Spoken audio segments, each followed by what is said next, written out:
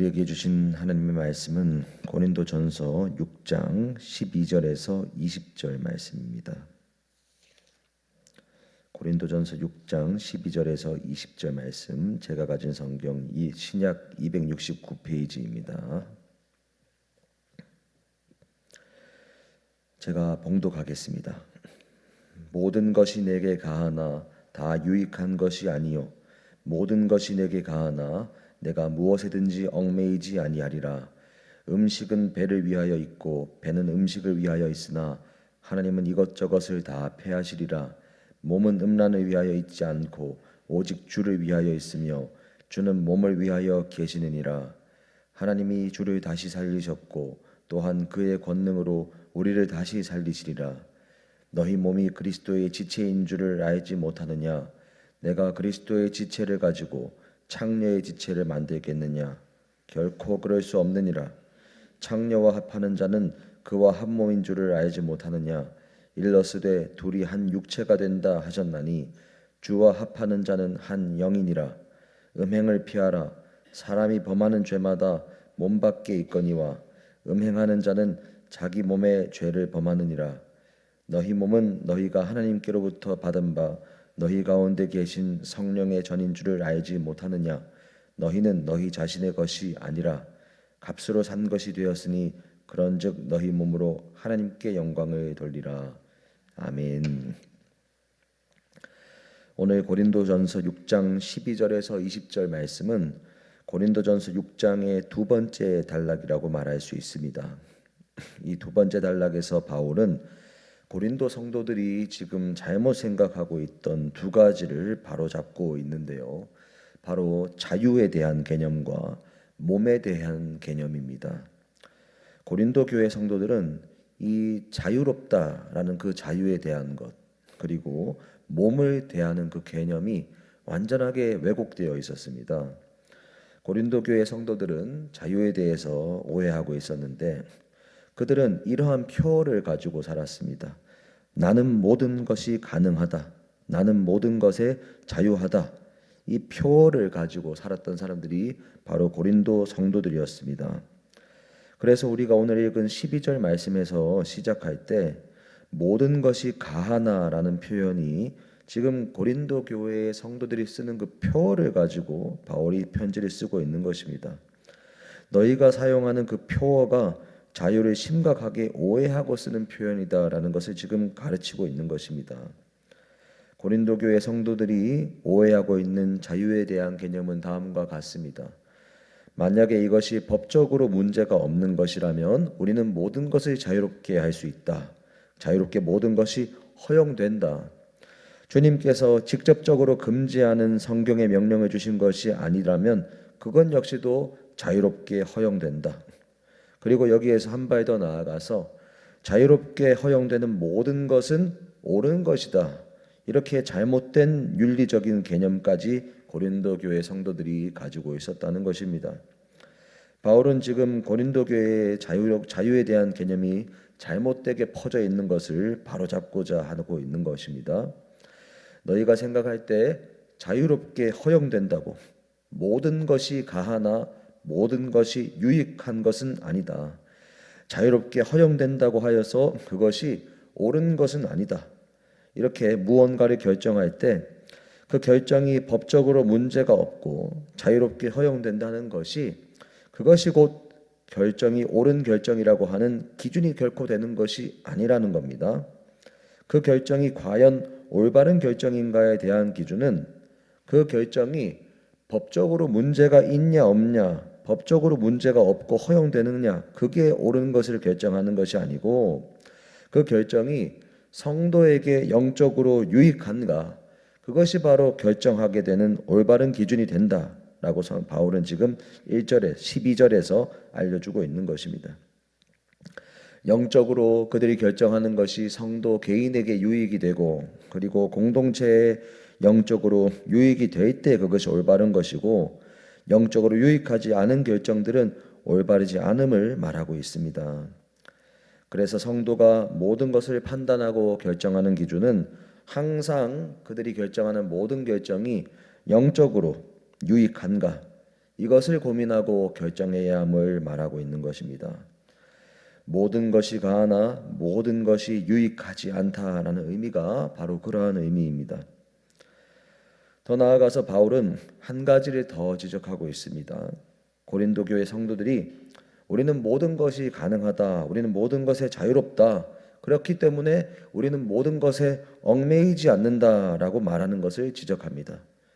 그것이 이제 12절 하반부에서 모든 것이 가하나 모든 것에 얽매이지 아니한다. 그리고 13절 앞부분까지 음식은 배를 위하여 있고 배는 음식을 위하여 있다라고 말하는 그들의 말을 지금 또 인용하고 있는 것입니다.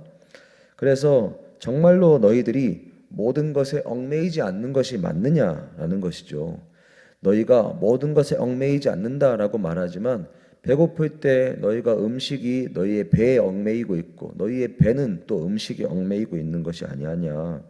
그러니까 사실은 너희들은 육신의 욕망에 얽매여 있는데 그 사실을 눈치조차 채지 못하고 우리를 막거나 우리를 제한할 수 있는 것이 아무것도 없다. 왜냐?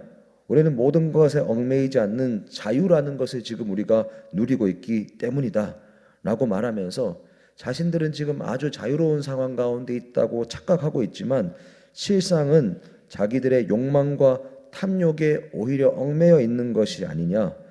너희 자신들의 욕망과 탐욕대로 생활하고 행동하면서 진정한 자유인이라 착각하고 탐욕의 노예가 되어서 몸의 욕구를 채우면서 살고 있는 것이 아닌가. 그렇게 바울이 지금 꼬집어내고 있는 것입니다. 그러면서 바울이 한 번 더 음행의 문제를 지적하고 있는 것이죠. 너희들이 아무 것에도 얽매이지 않는다 하면서 육신의 욕구에 완전히 얽매여서 음행하고 있고 창녀와 몸을 합하는 자는 창녀와 하나가 되고 있는데 그것도 모르고 있는 것이 아니냐. 진짜 자유가 아니라 오히려 음란함의 영에 속박되는 것이다. 이렇게 말씀하고 있는 것입니다. 13절에서 너희 몸은 너희의 것이 아니다. 너희의 자유로움 가운데에서 너희 몸의 욕구를 채우기 위해서 너희 몸이 있는 것이 아니고 음란에 위해서 있는 것이 아니고 너희 몸은 주님을 위하여 있는 것이다 라고 바울은 분명하게 말씀하고 있습니다. 고린도 성도들이 자유에 대한 오해와 함께 자신들의 몸을 이렇게 또 방종하면서 사용했던 또 다른 이유는 그들이 몸에 대해서도 오해하고 있었기 때문입니다. 그 오해 때문에 그들은 몸을 아주 가볍게 여겼습니다. 이것은 이후 고린도전서 15장에서도 바울이 부활에 대해서 짚게 되는 원인이 되는데요. 고린도 교회 성도들은 그들이 예수 그리스도를 통해서 영혼을 구원받았고 그리고 이 육체의 몸은 썩어 없어질 것이기 때문에 그래서 이 몸은 별로 중요한 것이 아니다라고 생각했습니다. 별로 중요한 것이 아니고 어차피 썩어 없어질 것이니까 이 몸으로 무엇을 하든 그것에는 얽매일 필요가 없고 그렇기 때문에 몸으로 뭔가 음행을 하거나 성적인 방종에 빠지는 것에 있어서도 거리낌이 없었던 것입니다. 그러나 바울은 여기에서 너희들이 몸에 대해서 잘못 생각하고 있다 라며 몸이 어떠한 공간인가 분명하게 알려줍니다. 19절에서 너희 몸은 하나님께로부터 받은 것이다. 그리고 성령이 거하시는 성령의 전이다 라고 말하고 있습니다. 그리고 너희가 영을 가장 중요한 것으로 생각하고 몸은 중요한 것으로 생각하지 않고 있는데 너희가 음행하고 몸의 죄를 짓는 것이 곧 음녀의 영, 창녀의 영과 하나 되는 것이기 때문에 주와 합하는 자는 주님과 한 영이 되는 것이고 음행하여 자기의 몸에 죄를 짓는 자는 음행하는 것과 한 몸이 되는 것이기 때문에 한 영이 되는 것이기 때문에 너희들이 잘못 생각하는 영의 관점에 비추어 볼 때도 그것은 너희들에게 치명적인 것이다 라고 알려주고 있는 것이죠. 그러니 너희가 성령의 전인 하나님의 몸으로 하나님이 주신 몸으로 함부로 음행하고 몸이 썩어 없어질 것이니 자유하다는 핑계를 댈 수 없다는 겁니다. 그 몸으로 죄를 지어도 안 된다라고 말하고 있는 것입니다. 그리고 이것을 20절 말씀에서 다시 한번 강조하죠. 너희 몸은 어떻게 하나님이 주셨냐? 값으로 사주신 것이다. 어떤 값입니까? 예수 그리스도의 피값으로 사주신 것이다 라는 겁니다. 너희가 죄의 노예라 살고 너희 몸을 죄를 위해서 사용하다가 그 죄를 위해서 열심히 너희 몸을 사용하다가 그 대가로 받게 되는 것은 다른 어떤 것이 아니라 죽음이라는 대가밖에 너희가 받을 수 없었는데, 그런 운명을 가지고 있던 너희를 불쌍히 여기신 주님께서 자신의 핏값으로 너희들의 몸, 우리의 몸값을 지불해 주시고 우리를 자유롭게 해주셨습니다. 이렇게 말하고 있습니다. 그런데 그래서 우리가 이제는 모든 것이 주님 안에서 가능한 자가 되었다라는 겁니다. 우리가 기억할 것은 주님 안에서 자유하게 되었고 주님 안에서 모든 것이 가능하게 되었다라는 겁니다. 그래서 이 받은 자유를 오해해서 다시 육신의 욕구의 노예 상태에 빠지는 것은 자유를 너무나 오해하는 것이고, 이 육신의 욕구를 채우는데 몸을 다시 사용하는 것은 다시 죄의 도구로 몸을 내어주는 것이다 라고 바울은 알려주고 있는 것이고요. 그래서 너희들의 몸은 너희들이 자유라고 말하는 그것에 따라서 육신의 욕구를 마음대로 채우기 위해서 몸을 사용하는 것이 아니라 핏값으로 너희 몸을 사서 죄로부터 자유를 주신 주님의 영광을 위해서 너희의 몸을 사용해야 한다. 이것이 바로 20절의 말씀의 의미이고, 이 20절 고린도전서 6장 20절의 말씀은 로마서 6장 13절의 말씀, 우리 지체를 의의 무기로 하나님께 드려야 한다는 말씀과도 동일하게 일치되는 의미를 가집니다. 사랑하는 여러분, 우리가 할례 받을 의무가 없고 율법을 지킴을 통하여서 구원받는 것이 아니라 예수 그리스도를 믿음으로 구원을 받습니다. 그래서 예수 그리스도를 믿음으로 구원받기 때문에 여러 율법적인 행위로부터 우리가 할례나 이런 걸 받아야지만 구원받는다는 그러한 것으로부터 우리가 자유하게 된 자유한 자들이죠. 그러나 진정한 그 자유는 나의 육신의 욕구를 마음대로 채워도 된다는 그런 자유가 아닙니다.